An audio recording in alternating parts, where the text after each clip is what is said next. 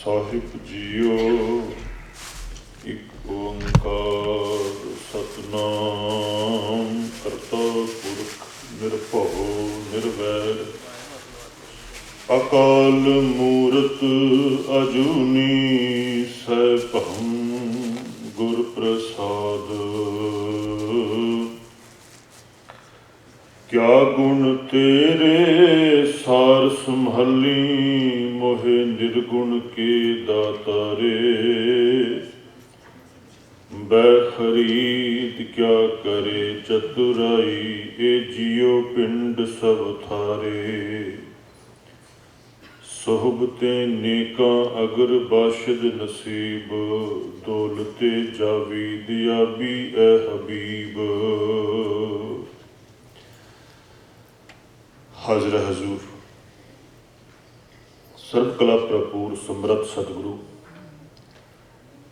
गुरु ग्रंथ साहिब जी महाराज जी के पावन पवित्र चरणों में जुड़ बैठे गुरु प्यारे गुरु सवारे सत्संगी जनों,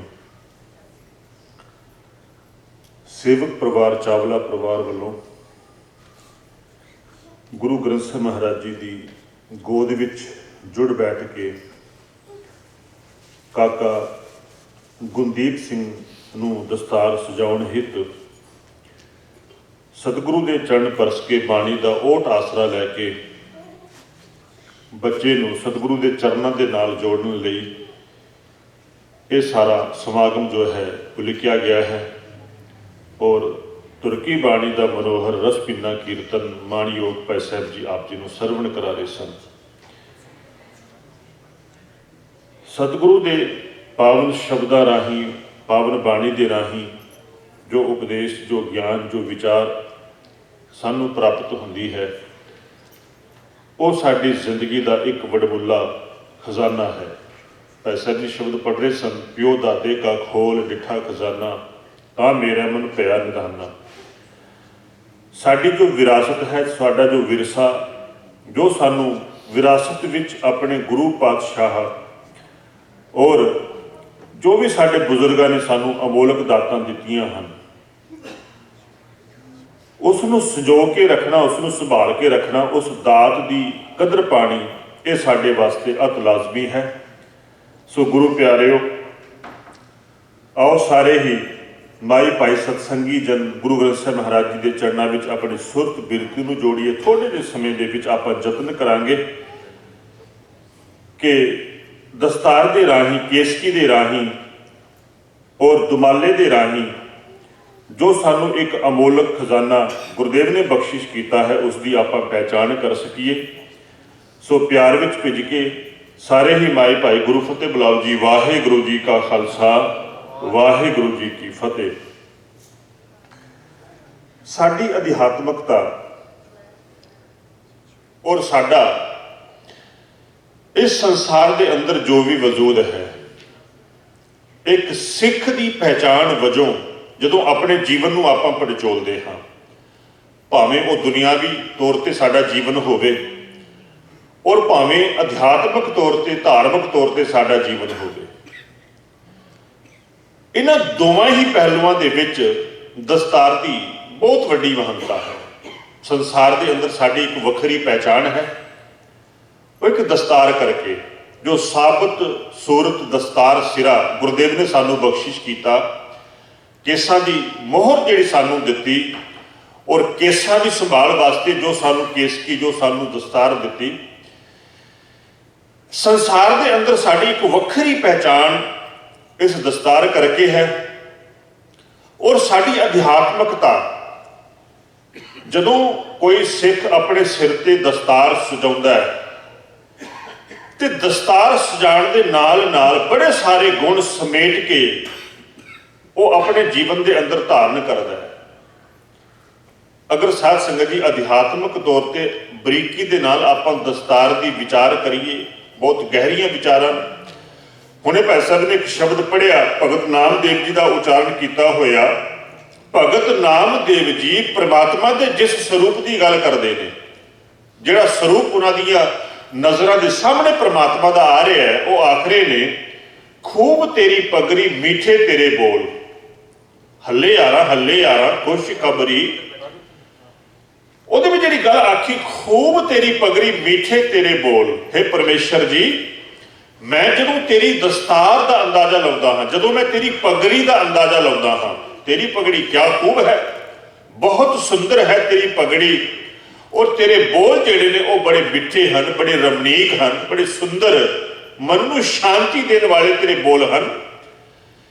ਇਸ ਤਰੀਕੇ ਦੇ ਨਾਲ ਭਗਤ ਨਾਮਦੇਵ ਜੀ ਪ੍ਰਮਾਤਮਾ ਦੇ ਸਰੂਪ ਦੀ, ਇੱਕ ਦਸਤਾਰਧਾਰੀ ਸਰੂਪ ਦੀ ਗੱਲ ਕਰਦੇ ਨੇ। ਪਰਮੇਸ਼ਰ ਤੂੰ ਦਸਤਾਰਧਾਰੀ ਹੈ, ਤੂੰ ਪਗੜੀ ਧਾਰੀ ਹੈ।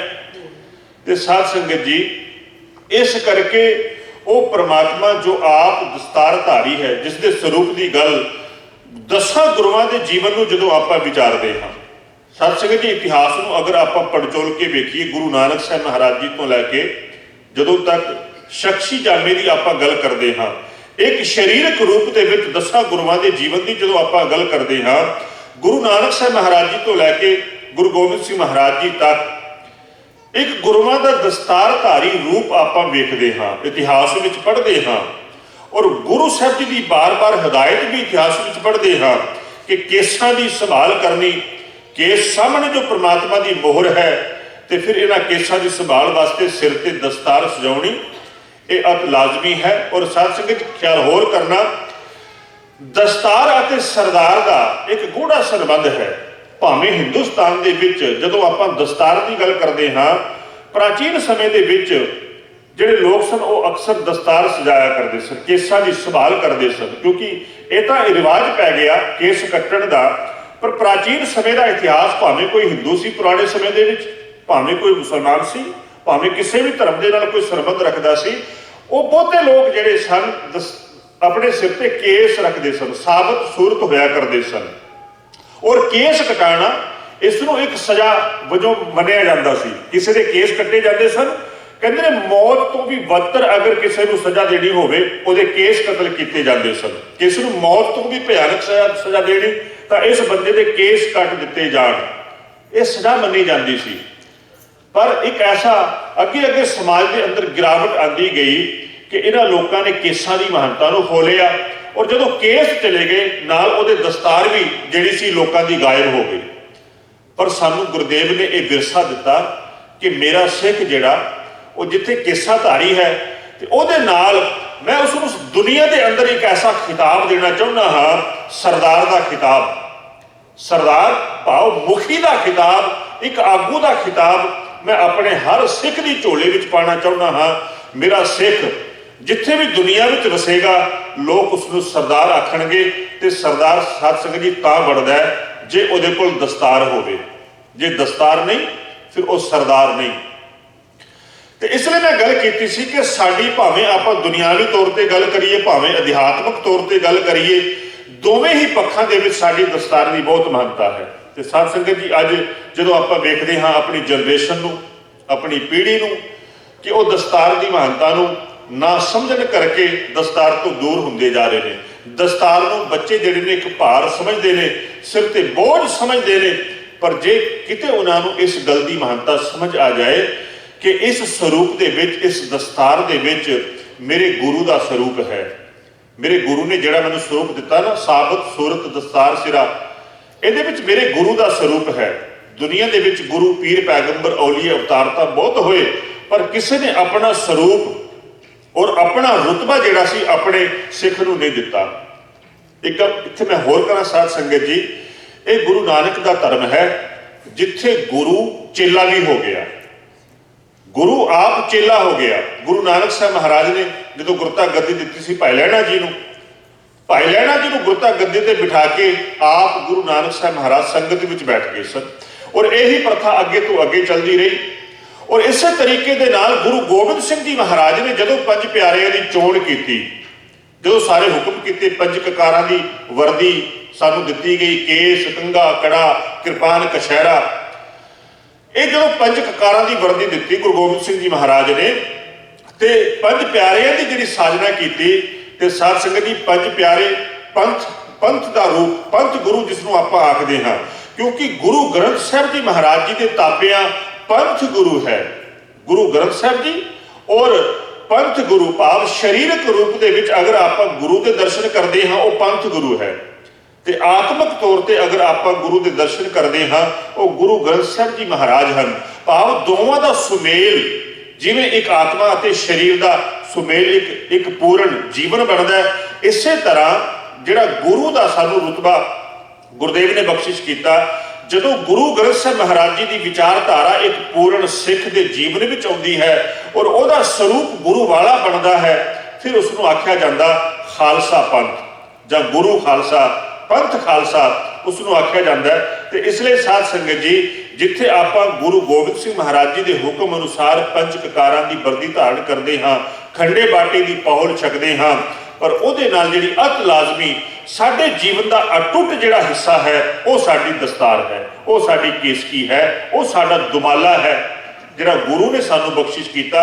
ਉਹ ਇਸ ਲਈ ਸਾਧ ਸੰਗਤ ਜੀ, ਇਹ ਬਹੁਤ ਵੱਡਾ ਔਰ ਬੜਾ ਚੰਗਾ ਉਪਰਾਲਾ ਹੈ ਕਿ ਆਪਣੇ ਬੱਚਿਆਂ ਨੂੰ ਗੁਰੂ ਗ੍ਰੰਥ ਸਾਹਿਬ ਮਹਾਰਾਜ ਜੀ ਦੀ ਹਜ਼ੂਰੀ ਵਿੱਚ ਸਮਾਗਮ ਰੱਖ ਕੇ ਉਹਨਾਂ ਨੂੰ ਦਸਤਾਰ ਸਜਾਣੀ, ਤਾਂ ਕਿ ਉਹਨਾਂ ਬੱਚਿਆਂ ਨੂੰ ਇਸ ਦਸਤਾਰ ਦੀ ਅਹਿਮੀਅਤ ਦਾ ਪਤਾ ਲੱਗ ਸਕੇ ਔਰ ਉਹ ਆਪਣੇ ਭਵਿੱਖ ਦੇ ਜੀਵਨ ਦੇ ਵਿੱਚ, ਫਿਊਚਰ ਦੇ ਵਿੱਚ ਦਸਤਾਰਧਾਰੀ ਹੋ ਕੇ ਸਿੱਖੀ ਦੀ ਆਨ ਸ਼ਾਨ ਦੇ ਨਾਲ ਆਪਣਾ ਜੀਵਨ ਜਿਹੜਾ ਬਤੀਤ ਕਰ ਸਕਣ, ਆਪਣੇ ਗੁਰੂ ਦਾ ਪਿਆਰ ਉਹ ਪ੍ਰਾਪਤ ਕਰ ਸਕਣ ਅਤੇ ਸੰਸਾਰ ਦੇ ਅੰਦਰ ਇੱਕ ਵੱਖਰਾ ਜੀਵਨ, ਵੱਖਰੀ ਪਹਿਚਾਣ ਜੋ ਗੁਰੂ ਨੇ ਸਾਨੂੰ ਬਖਸ਼ਿਸ਼ ਕੀਤੀ ਸੀ, ਉਹ ਸਾਨੂੰ ਪ੍ਰਾਪਤ ਹੋ ਸਕੇ। ਇਤਨੀ ਗੱਲ ਕਹਿ ਕੇ ਦਾਸ ਸਮਾਪਤੀ ਕਰੇਗਾ। ਗੁਰੂ ਹਰਗੋਬਿੰਦ ਸਾਹਿਬ ਮਹਾਰਾਜ ਜੀ ਦੀ ਦਸਤਾਰ ਦੀ ਜਦੋਂ ਗੱਲ ਕੀਤੀ, ਕਵੀ ਨੇ ਇਤਨੀ ਗੱਲ ਆਖੀ ਸੀ, ਕਹਿੰਦੇ ਨੇ ਦਸਤਾਰ ਤੇ ਜਹਾਂਗੀਰ ਵੀ ਬੰਦਾ ਸੀ, ਮੁਕਟ ਤੇ ਤਾਜ ਤੇ ਕਹਿੰਦੇ ਨੇ ਜਹਾਂਗੀਰ ਦੇ ਸਿਰ ਤੇ ਵੀ ਸੀ। ਪਰ ਕਵੀ ਆਖਦਾ ਹੈ, ਕਹਿੰਦੇ ਨੇ ਹੇ ਗੁਰੂ ਹਰਗੋਬਿੰਦ ਸਾਹਿਬ ਮਹਾਰਾਜ ਸੱਚੇ ਪਾਤਸ਼ਾਹ, ਕਹਿੰਦੇ ਨੇ ਦਸਤਾਰ ਜਿਹੜੀ ਹੈ ਉਹ ਤੇ ਤੇਰੀ ਹੈ, ਪੱਗ ਤੇਰੀ, ਕੀ ਜਹਾਂਗੀਰ ਦੀ? ਕਹਿੰਦੇ ਨੇ ਤੇਰੇ ਸਾਹਮਣੇ ਜਹਾਂਗੀਰ ਦੀ ਜਿਹੜੀ ਪੱਗ ਹੈ ਉਹਦੀ ਕੋਈ ਅਹਿਮੀਅਤ ਨਹੀਂ, ਕਿਉਂਕਿ ਉਹ ਝੂਠ ਦਾ ਰਾਜਾ ਹੈ, ਉਹ ਝੂਠ ਦਾ ਬਾਦਸ਼ਾਹ ਹੈ। ਤੇ ਗੁਰੂ ਹਰਗੋਬਿੰਦ ਸਾਹਿਬ ਮਹਾਰਾਜ ਤੁਹਾਡੀ ਦਸਤਾਰ, ਤੁਹਾਡੀ ਪੱਗ ਦਾ ਕੀ ਮੁਕਾਬਲਾ ਕਰੇਗੀ ਕਿਸੇ ਜਹਾਂਗੀਰ ਦੀ ਪੱਗ? ਇਸ ਲਈ ਸਾਡੀ ਅਧਿਆਤਮਕ ਜੋ ਸਾਡੇ ਸਿਰ ਦਾ ਤਾਜ ਹੈ, ਗੁਰਦੇਵ ਨੇ ਸਾਨੂੰ ਬਖਸ਼ਿਸ਼ ਕੀਤਾ, ਇਹ ਸਿਰ ਦਾ ਤਾਜ, ਇਹ ਸਾਡਾ ਧਰਮ, ਇਹ ਸਾਡੀ ਪਹਿਚਾਣ, ਇਹ ਸਾਡੀ ਵੱਖਰੀ ਨਿਸ਼ਾਨੀ, ਇਸ ਨੂੰ ਹਮੇਸ਼ਾ ਆਪਣੇ ਜੀਵਨ ਦਾ ਅਟੁੱਟ ਹਿੱਸਾ ਬਣਾ ਕੇ ਰੱਖੀਏ। ਇਹ ਸਾਡਾ ਅਸਲ, ਇਸ ਦਸਤਾਰ ਦੇ ਨਾਲ ਸਾਡੇ ਜੀਵਨ ਵਿੱਚ ਬੜੀਆਂ ਸਾਰੀਆਂ ਬਰਕਤਾਂ ਪੈਂਦੀਆਂ ਨੇ, ਬਹੁਤ ਸਾਰੀਆਂ ਐਸੀਆਂ ਸੂਖਸ਼ਮ ਬਰਕਤਾਂ ਜਿਨ੍ਹਾਂ ਨੂੰ ਆਪਾਂ ਸਮਝ ਨਹੀਂ ਸਕਦੇ, ਪਰ ਇਹ ਦਸਤਾਰ ਜਦੋਂ ਸਾਡੇ ਸਿਰ ਤੇ ਸਜਦੀ ਹੈ, ਉਦੋਂ ਗੁਰੂ ਸਾਹਿਬ ਜੀ ਦੀ ਬਹੁਤ ਸਾਰੀ ਰਹਿਮਤ ਸਾਡੇ ਜੀਵਨ ਤੇ ਵਰਸਦੀ ਹੈ, ਗੁਰੂ ਦੀ ਕਿਰਪਾ ਵਰਸਦੀ ਹੈ। ਸਾਧ ਸੰਗਤ ਜੀ, ਇਸ ਨੂੰ ਆਪਾਂ ਪਹਿਚਾਣੀਏ ਔਰ ਵੱਧ ਤੋਂ ਵੱਧ ਆਪਣੇ ਬੱਚਿਆਂ ਨੂੰ ਪ੍ਰੇਰਿਤ ਕਰੀਏ, ਆਪ ਵੀ ਆਪਾਂ ਦਸਤਾਰ ਸਜਾਈਏ, ਬੱਚਿਆਂ ਨੂੰ ਪ੍ਰੇਰਿਤ ਕਰੀਏ ਔਰ ਅੱਗੇ ਤੋਂ ਅੱਗੇ ਹੋਰ ਇਹ ਦਸਤਾਰ ਦੀ ਜਿਹੜੀ ਲਹਿਰ ਹੈ, ਪੂਰਨ ਰੂਪ ਦੇ ਵਿੱਚ ਸਾਰੇ ਜਗਤ ਦੇ ਅੰਦਰ ਨਾਨਕ ਨਾਮ ਲੇਵਾ ਸਿੱਖ ਘੱਟੋ ਘੱਟ ਗੁਰੂ ਕੀ ਇਹ ਅਮੋਲਕ ਦਸਤਾਰ, ਇਸ ਨੂੰ ਸਮਝ ਕੇ, ਇਸ ਨੂੰ ਇੱਕ ਦਾਤ ਸਮਝ ਕੇ ਆਪਣੇ ਜੀਵਨ ਅੰਦਰ ਧਾਰਨ ਕਰੇ। ਔਰ ਜਿਹੜੀ ਗੱਲ ਭਾਈ ਸਾਹਿਬ ਨੇ ਸ਼ਬਦ ਦੇ ਰਾਹੀਂ ਆਪ ਨੂੰ ਸਰਵਣ ਕਰਾਈ ਕਿ ਪਿਓ ਦਾਦੇ ਕਾ ਖੋਲ ਡਿੱਠਾ ਖਜ਼ਾਨਾ, ਇਹ ਸਾਡੀ ਵਿਰਾਸਤ ਹੈ। ਵਿਰਾਸਤ ਵਿੱਚ ਕੇਵਲ ਧਨ ਦੌਲਤ ਹੀ ਪ੍ਰਾਪਤ ਨਹੀਂ ਹੁੰਦਾ, ਇਹ ਸਾਡੀ ਦਸਤਾਰ ਵਿਰਾਸਤ ਹੈ, ਇਹ ਸਾਡਾ ਵਿਰਸਾ ਹੈ। ਇਸ ਵਿਰਸੇ ਨੂੰ ਸੰਭਾਲਣਾ ਔਰ ਇਸ ਵਿਰਾਸਤ ਨੂੰ ਸੰਭਾਲਣਾ, ਇਹ ਸਾਡਾ ਇੱਕ ਅਹਿਮ ਫਰਜ਼ ਹੈ। ਸੋ ਪਿਆਰਿਓ, ਆਪ ਵਧਾਈ ਦੇ ਪਾਤਰ ਹੋ। ਕਾਕਾ ਗੁਰਦੀਪ ਸਿੰਘ ਨੂੰ ਗੁਰੂ ਦੀ ਹਜ਼ੂਰੀ ਵਿੱਚ ਦਸਤਾਰ ਸਜਾਈ ਜਾਵੇਗੀ। ਸਤਿਗੁਰੂ ਜੀ ਰਹਿਮਤ ਕਰਨ, ਇਸ ਬੱਚੇ ਨੂੰ ਹਮੇਸ਼ਾ ਗੁਰਦੇਵ ਆਪਣੇ ਚਰਨਾਂ ਦੇ ਨਾਲ ਜੋੜ ਕੇ ਰੱਖਣ, ਉੱਚਾ ਸੁੱਚਾ ਪਵਿੱਤਰ ਜੀਵਨ ਇਸ ਬੱਚੇ ਨੂੰ ਪ੍ਰਾਪਤ ਹੋਵੇ। ਸੋ ਰਜਿੰਦਰ ਸਿੰਘ ਜੀ ਚਾਵਲਾ, ਸੰਤੋਸ਼ ਕੌਰ ਜੀ ਅਤੇ ਬੱਚੇ ਦੇ ਮਾਤਾ ਪਿਤਾ ਹਰਪਾਲ ਸਿੰਘ ਜੀ, ਲਵਲੀਨ ਕੌਰ ਜੀ, ਸਾਰੇ ਹੀ ਵਧਾਈ ਦੇ ਪਾਤਰ ਹਨ। ਸਤਿਗੁਰੂ ਜੀ ਰਹਿਮਤ ਕਰਨ, ਗੁਰਸਿੱਖੀ ਜੀਵਨ ਦਾਨ ਬੱਚੇ ਨੂੰ ਬਖਸ਼ਿਸ਼ ਕਰਨ, ਦੇਸ਼ ਪ੍ਰਦੇਸ਼ ਹਮੇਸ਼ਾ ਸਹਾਈ ਹੋਣ, ਹਰ ਦੀਵਾਨ ਮੈਦਾਨ ਫਤਿਹ ਬਖਸ਼ਿਸ਼ ਕਰਨ। ਸੋ ਇਤਨੀਆਂ ਵਿਚਾਰਾਂ ਸਾਧ ਸੰਗਤ ਜੀ ਆਪਨੇ ਪ੍ਰਵਾਨ ਕਰਨੀਆਂ। ਮਾਣਯੋਗ ਵੀਰ ਕੁਲਦੀਪ ਸਿੰਘ ਜੀ ਸ਼ਬਦ ਦੀ ਹਾਜ਼ਰੀ ਭਰਨਗੇ, ਆਪ ਜੀ ਪਿਆਰ ਸਹਿਤ ਸਰਵਣ ਕਰੋ ਜੀ। ਵਾਹਿਗੁਰੂ ਜੀ ਕਾ ਖਾਲਸਾ, ਵਾਹਿਗੁਰੂ ਜੀ ਕੀ ਫਤਿਹ।